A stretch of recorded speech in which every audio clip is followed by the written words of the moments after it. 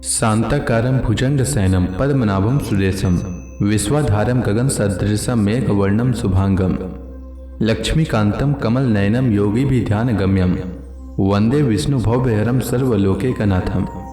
मंगलम भगवान विष्णु मंगलम गरुड़ध्वज मंगलम पुंडरीकाक्ष मंगलाय तनोहरि। ओम नमो भगवते वासुदेवाय। आज का दिन आप सभी के लिए मंगलमय हो। आपका भक्ति कथा चैनल पर स्वागत है। भाद्रपद महीना भगवान श्री कृष्ण को बहुत ही प्रिय है। इस महीने में प्रतिदिन श्रीमद् भागवत महापुराण की कथा सुननी चाहिए। इससे सभी प्रकार के पापों का नाश होता है, घर में सुख समृद्धि आती है और मोक्ष की प्राप्ति होती है।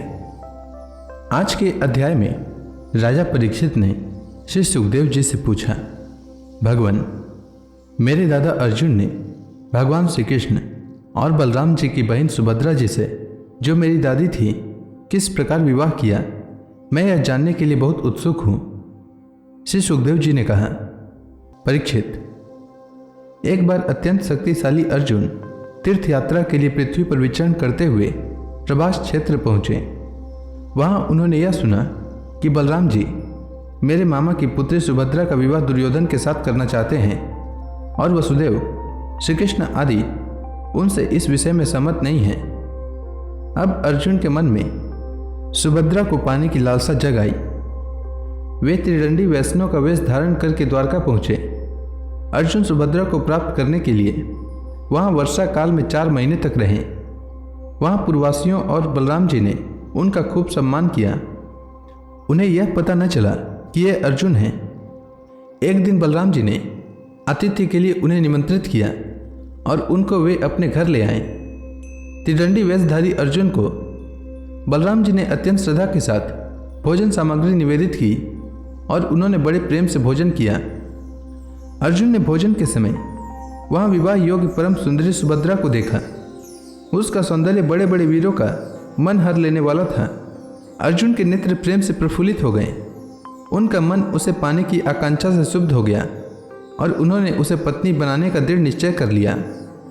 परीक्षित, तुम्हारे दादा अर्जुन भी बड़े ही सुंदर थे।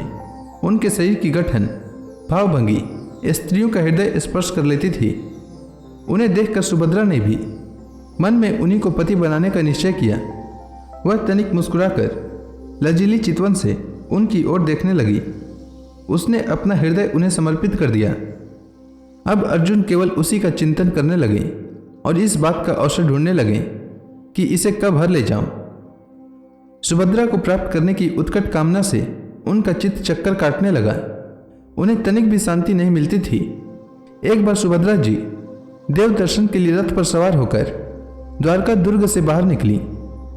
उसी समय महारथी अर्जुन ने देवकी, वसुदेव और श्री कृष्ण की अनुमति से सुभद्रा का हरण कर लिया।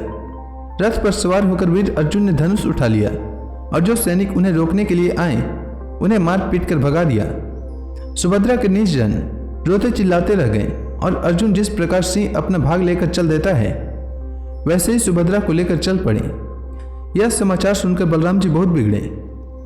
वे वैसे ही शुद्ध हो उठे जैसे पूर्णिमा के दिन समुद्र। परंतु भगवान श्री कृष्ण तथा अन्य सुहृद संबंधियों ने उनके पैर पकड़कर उन्हें बहुत कुछ समझाया बुझाया। तब वे शांत हुए। इसके बाद बलराम जी ने प्रसन्न होकर वर वधू के लिए बहुत सा धन सामग्री, हाथी, रथ, घोड़े और दास दासी दहेज में भेजे। श्री सुखदेव जी कहते हैं, परीक्षित, विदेश की राजधानी मिथिला में एक गृहस्थ ब्राह्मण थे। उनका नाम था श्रुतदेव।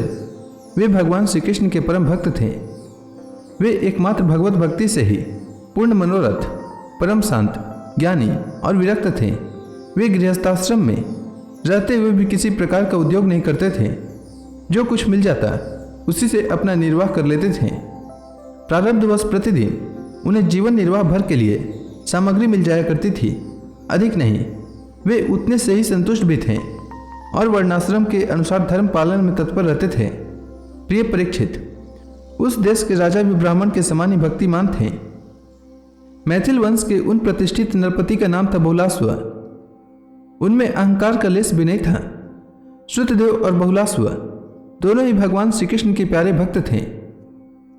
एक बार भगवान श्री कृष्ण ने उन दोनों पर प्रसन्न होकर दारुक से रथ मंगवाया और उस पर सवार होकर द्वारका से विदेह देश की ओर प्रस्थान किया। भगवान के साथ नारद, वामदेव, अत्रि, वेदव्यास, परशुराम, आसित, आरुणि, मैं, बृहस्पति, कणव, मैत्रेय, चैवन आदि ऋषि भी थे। परीक्षित, वे जहाँ जहाँ पहुँचते वहाँ वहाँ की नागरिक और ग्रामवासी प्रजा पूजा की सामग्री लेकर उपस्थित होती। पूजा करने वालों को भगवान ऐसे जान पड़ते मानो ग्रहों के साथ साक्षात सूर्य नारायण उदय हो रहे हों। परीक्षित, उस यात्रा में अनर्थ, धन्व, कुरुजांगल, कंक, मत्स्य, पांचाल, कुंती, मधु, कैकय, कौशल, अर्ण आदि अनेकों देशों के नर नारियों ने अपने नेत्र रूपी दोनों से भगवान श्री कृष्ण के उन्मुक्त हास्य और प्रेम भरी चितवन से युक्त मुखारविंद के मकरंद रस का पान किया। त्रिलोक गुरु भगवान श्री कृष्ण के दर्शन से उन लोगों की अज्ञान दृष्टि नष्ट हो गई। प्रभु दर्शन करने वाले नर नारियों को अपनी दृष्टि से परम कल्याण, प्रभु दर्शन करने वाले नर नारियों को अपनी दृष्टि से परम कल्याण और तत्व ज्ञान का दान करते चल रहे थे। स्थान स्थान पर मनुष्य और देवता भगवान की उस कीर्ति का गान करके सुनाते जो समस्त दिशाओं को उज्जवल बनाने वाली एवं समस्त अशुभों को नाश करने वाली है। इस प्रकार भगवान श्री कृष्ण धीरे धीरे विदेह देश में पहुंचे। प्रिय परीक्षित, भगवान श्री कृष्ण के शुभागमन का समाचार सुनकर नागरिक और ग्रामवासियों के आनंद की सीमा न रही। वे अपने हाथों में पूजा की विविध सामग्रियां लेकर उनकी आगवानी करने आए। भगवान श्री कृष्ण का दर्शन करके उनके हृदय और मुख कमल प्रेम और आनंद से खिल उठे। उन्होंने भगवान को तथा उन मुनियों को जिनका नाम केवल सुन रखा था, देखा न था, हाथ जोड़ मस्तक झुकाकर प्रणाम किया। मिथिला नरेश बहुलास्व और श्रुतदेव ने यह समझकर कि जगत गुरु भगवान श्री कृष्ण हम लोगों पर अनुग्रह करने के लिए ही पधारे हैं, उनके चरणों पर गिरकर प्रणाम किया। बहुलास्व और श्रुतदेव दोनों ने ही एक साथ हाथ जोड़कर मुनि मंडली के सहित भगवान श्री कृष्ण को आतिथ्य ग्रहण करने के लिए निमंत्रित किया। भगवान श्री कृष्ण दोनों की प्रार्थना स्वीकार करके दोनों को ही प्रसन्न करने के लिए एक ही समय पृथक पृथक रूप से दोनों के घर पधारे और यह बात एक दूसरे को मालूम न हुई कि भगवान श्री कृष्ण मेरे घर के अतिरिक्त और कहीं भी जा रहे हैं। विदेह राज बहुलास्व बड़े मनस्वी थे। उन्होंने यह देखकर कि दुष्ट दुराचारी पुरुष जिनका नाम भी नहीं सुन सकते वही भगवान श्री कृष्ण और ऋषि मुनि मेरे घर पधारे हैं, सुंदर सुंदर आसन मंगाए और भगवान श्री कृष्ण तथा ऋषि मुनि आराम से उस पर बैठ गए। उस समय बहुलास्व की विचित्र दशा थी। प्रेम भक्ति के उद्रेक से उनका हृदय भर आया था, नेत्रों में आंसू उमड़ रहे थे। उन्होंने अपने पूज्यतम अतिथियों के चरणों में नमस्कार करके पांव पखारे और अपने कुटुंब के साथ उनके चरणों का लोक पावन जल सिर पर धारण किया और फिर भगवान एवं भगवत स्वरूप ऋषियों को कंध, माला, वस्त्र, अलंकार, धूप, दीप, अर्घ्य, गौ, बैल आदि समर्पित करके उनकी पूजा की। जब सब लोग भोजन करके तृप्त हो गए तब राजा बहुलास्व भगवान श्री कृष्ण के चरणों को अपनी गोद में लेकर बैठ गए और बड़े आनंद से धीरे धीरे उन्हें सहलाते हुए बड़ी मधुर वाणी से भगवान की स्तुति करने लगे। तो इसी के साथ यह अध्याय समाप्त हुआ। इसके आगे की कथा मैं कल के अध्याय में सुनाऊंगा। तब तक के लिए भगवान हरि का नाम लेते रहें। तो प्रेम से बोलिए भगवान विष्णु की जय, श्री कृष्ण भगवान की जय, समस्त देवी देवताओं की जय।